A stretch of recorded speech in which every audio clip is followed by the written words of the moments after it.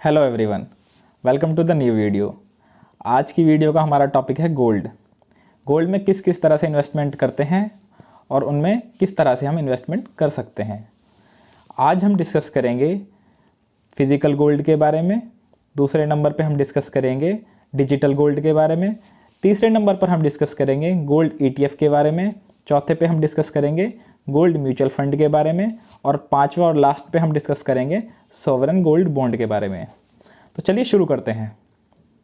Gold सुनते ही हमारे दिमाग में आता है कि गोल्ड को इतना प्रीशियस क्यों माना जाता है। गोल्ड एक तरह का मेटल ही होता है और वो प्रीशियस इसलिए कहलाता है क्योंकि ये बहुत कम है और ये रेयरली फाउंड होता है और इसलिए प्राइसलेस, मतलब इसका प्राइस बहुत हाई होता है और इसलिए इतना महंगा होता है। अब हम बात करते हैं फिज़िकल गोल्ड की, जो हमारा वीडियो का सबसे पहला टॉपिक है, फिज़िकल गोल्ड। जैसे कि मैंने पिछली वीडियोस में भी बताया है और मैं ये खुद मानता हूँ कि फिज़िकल गोल्ड में इन्वेस्ट करना इन्वेस्टमेंट के नज़रिए से मेरे हिसाब से बहुत बेकार है। अगर आपको ज्वेलरी लेनी है तो बात अलग है कि आपको कंपलसरी लेनी ही लेनी है, वो एक अलग बात है। अगर आपको इन्वेस्टमेंट के नज़रिए से देखना है तो फिज़िकल गोल्ड में इन्वेस्ट करना मेरे हिसाब से गलत है। उसकी वजह ये है, सबसे पहला तो फिज़िकल गोल्ड पर हमें मेकिंग चार्ज देना पड़ता है, ठीक है। दूसरा, हमें फिज़िकल गोल्ड पर 3% की GST भी देनी पड़ती है और मेकिंग चार्ज जो है लगभग 8% से लगभग 20% तक पहुंच जाता है कुछ ऑर्नामेंट्स में। और फिज़िकल गोल्ड चोरी होने का खतरा रहता है और इसको संभाल के रखने के लिए वॉल्ट चाहिए और भी बहुत सारी चीज़ें हैं जो इसमें हिडन चार्जेस होते हैं। इस वजह से मुझे ये इन्वेस्टमेंट बेकार लगती है फिज़िकल गोल्ड की। तो अब बात करते हैं डिजिटल गोल्ड की। डिजिटल गोल्ड एक तरह से हमारे पास रियल गोल्ड ही कहलाता है। डिजिटल गोल्ड हमारे पास फिज़िकल रूप में इसलिए कहलाता है क्योंकि जब हम किसी कंपनी से डिजिटल गोल्ड बाय करते हैं तो उतनी क्वांटिटी का ही फिज़िकल गोल्ड उसको अपने पास रखना पड़ता है अपनी वॉल्ट में। जैसे हमने मान लीजिए 10 ग्राम डिजिटल गोल्ड बाय करा तो 10 ग्राम गोल्ड फिज़िकल रूप में उस कंपनी को जिससे हमने बाय करा है उसे अपने पास वॉल्ट में रखना पड़ेगा। तो इसलिए इसको डिजिटल गोल्ड बोलते हैं, क्योंकि हमारे पास तो अवेलेबल नहीं होता मगर जिस कंपनी से हमने बाय करा है उसके पास रियल में अवेलेबल होता है। ये गोल्ड रखने का काम मोस्टली 3 कंपनीज करती हैं। एक तो है NMTC पैम्प, ये गवर्नमेंट कंपनी है। एक है ऑगमोंट गोल्ड, ये प्राइवेट कंपनी है। एक है सेफ गोल्ड, ये भी एक प्राइवेट कंपनी है।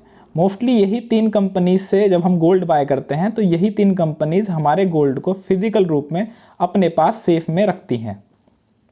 अब हम चाहें तो फिज़िकल गोल्ड की जगह डिजिटल गोल्ड अगर हमें ख़रीदना है तो हम इन 3 कंपनी से डायरेक्ट भी खरीद सकते हैं, या फिर हम इनकी जिनसे इन्होंने पार्टनरशिप कर रखी है उनसे भी खरीद सकते हैं। जैसे कि गूगल पे, पेटीएम, फ़ोनपे, अमेज़ॉन पे और भी कई सारे प्लेटफॉर्म्स हैं जहां पर इन्होंने पार्टनरशिप कर रखी है, हम वहां से भी खरीद सकते हैं। डिजिटल गोल्ड के बारे में कुछ बातें ध्यान रखने वाली ये भी हैं, जैसे कि डिजिटल गोल्ड को अगर हम 5 सालों तक के लिए होल्ड करके रखते हैं तो उस पर हमें कोई भी चार्ज नहीं देना पड़ता होल्ड करने के लिए। अगर हम 5 सालों से ज़्यादा के लिए होल्ड करवाते हैं तो उस पर हमें लॉकर चार्ज देना पड़ता है और उसके साथ साथ हम चाहें तो उसकी फ़िज़िकल डिलीवरी भी करवा सकते हैं अपने घर पर, मगर उसके लिए हमें कुछ चार्ज देना पड़ता है। दूसरा ये है कि इसमें भी GST लगती है 3% की, जितना भी हमारी कॉस्ट का गोल्ड होता है उस पर। और तीसरा ये है कि इसमें भी long term capital gain tax हमें देना पड़ता है अगर हम इससे कुछ रिटर्न कमाते हैं तो। और चौथा ये है कि इसे कोई भी रेगुलेटरी बॉडी रेगुलेट नहीं करती है, तो इसलिए थोड़ा सा इसमें ट्रस्ट इशू रहता है। तो अब बात कर लेते हैं गोल्ड ETF के बारे में। गोल्ड ETF का मतलब होता है गोल्ड एक्सचेंज ट्रेडेड फंड। और जब हम गोल्ड ETF में पैसा लगाते हैं तो उतने ही पैसे का लगभग फिज़िकल गोल्ड उसके पीछे स्टोर करके रखा जाता है, जिस भी कंपनी से हम गोल्ड ETF बाय करते हैं। तो अब इस गोल्ड ETF को सेबी रेगुलेट करती है और इसमें इन्वेस्ट करने के लिए हमें एक डीमेट अकाउंट की ज़रूरत पड़ती है। हम गोल्ड ETF को आराम से ट्रेड भी कर सकते हैं और इसका प्राइस ऊपर नीचे होता रहता है डिमांड एंड सप्लाई के चलते। और इसको हम फिज़िकल गोल्ड और जैसे कि मैंने बताया था पिछले वाले में डिजिटल गोल्ड की तरह घर पर डिलीवरी नहीं ले सकते इसकी। और इसमें हमें लगभग 0.1% का चार्ज देना पड़ता है AUM चार्ज कह सकते हैं उसको, या फिर इसको मेंटेन करने का चार्ज देना पड़ता है। और इसमें ना ही तो कोई लॉक इन पीरियड का होता है और ना ही इसमें हमें किसी भी प्रकार की GST देनी पड़ती है। इसमें एक बात और है, इसमें हमें short term capital gain tax और long term capital gain tax भी देना पड़ता है हमारी स्लैब रेट के अकॉर्डिंग। तो अब बात करते हैं हम गोल्ड म्यूचुअल फंड के बारे में। गोल्ड म्यूचुअल फंड में जब हम पैसा लगाते हैं तो गोल्ड म्यूचुअल फंड वाले हमारे पैसे के बिहाफ पर गोल्ड में पैसा इन्वेस्ट करते हैं या गोल्ड में किसी भी तरह का जो इन्वेस्टमेंट होता है उनमें हमारा पैसा इन्वेस्ट कर देते हैं।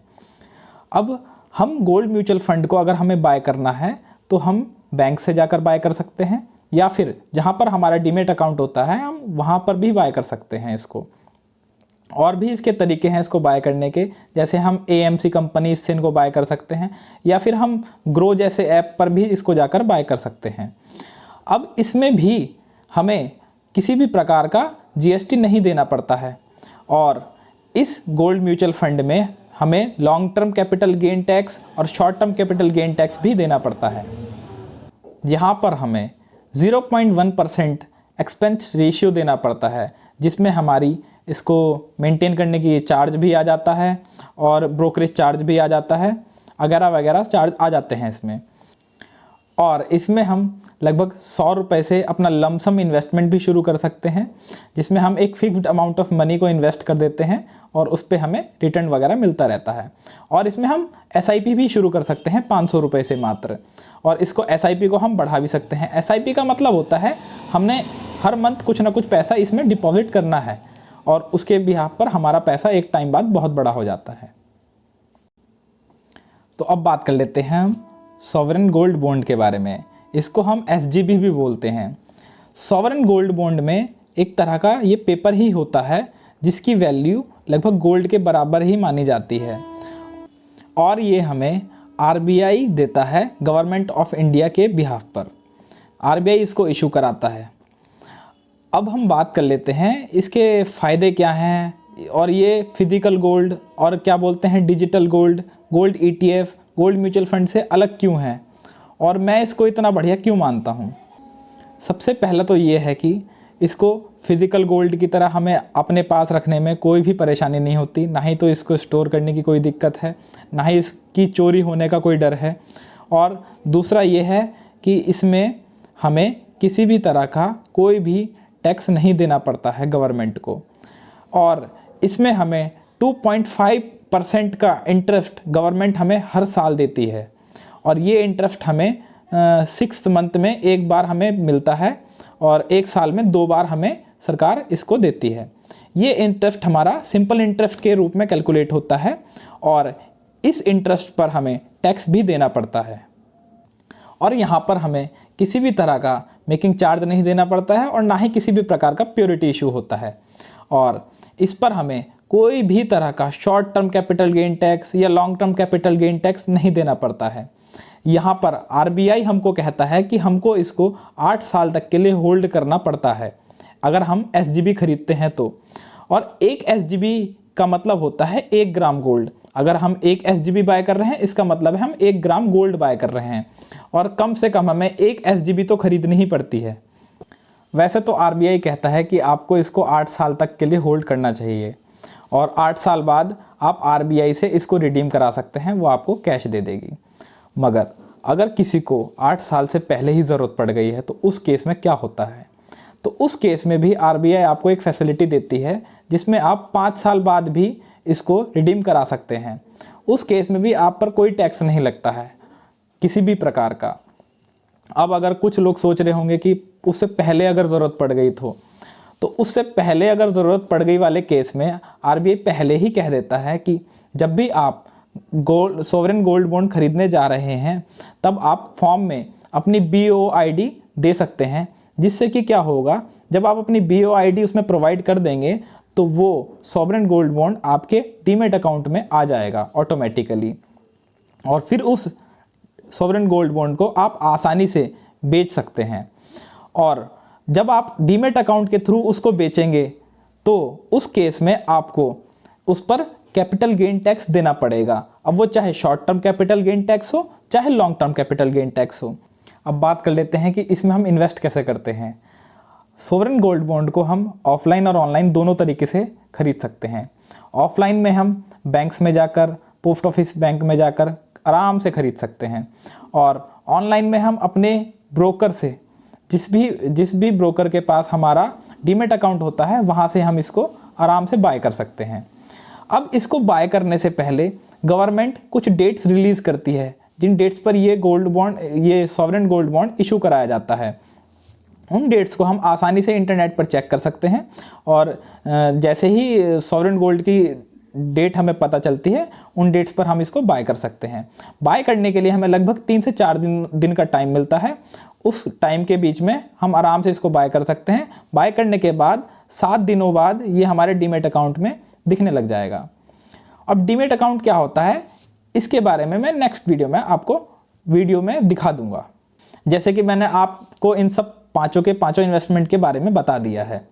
फिजिकल गोल्ड को मैं सबसे नीचे स्तर पर रखता हूँ इन्वेस्टमेंट के नज़रिए से। उसके ऊपर वाले पे आता हूँ मैं, जिसको बोलता हूँ डिजिटल गोल्ड। डिजिटल गोल्ड को भी मैं इतना प्रेफर नहीं करता हूँ। और तीसरे नंबर पे मैं रखता हूँ गोल्ड म्यूचुअल फंड को, और चौथे नंबर पे मैं रखता हूँ गोल्ड ETF को, 5वें नंबर पे मैं रखता हूँ सॉवरेन गोल्ड बॉन्ड को। मतलब मेरे हिसाब से सॉवरेन गोल्ड बॉन्ड में इन्वेस्ट करना ज़्यादा अच्छा है इन्वेस्टमेंट के नज़रिए से, गोल्ड में इन्वेस्ट अगर करना है तो। बाकी सब में ETF में और म्यूचुअल फंड में, और ETF और म्यूचुअल फंड को मैं फिर भी थोड़ा अच्छा मानता हूँ। फिजिकल गोल्ड और डिजिटल गोल्ड को तो बिल्कुल भी अच्छा नहीं मानता। बाकी आपकी मर्ज़ी है, आप जैसा चाहें वैसा कर सकते हैं। मिलते हैं एक नेक्स्ट वीडियो में, तब तक के लिए जय हिंद, जय भारत।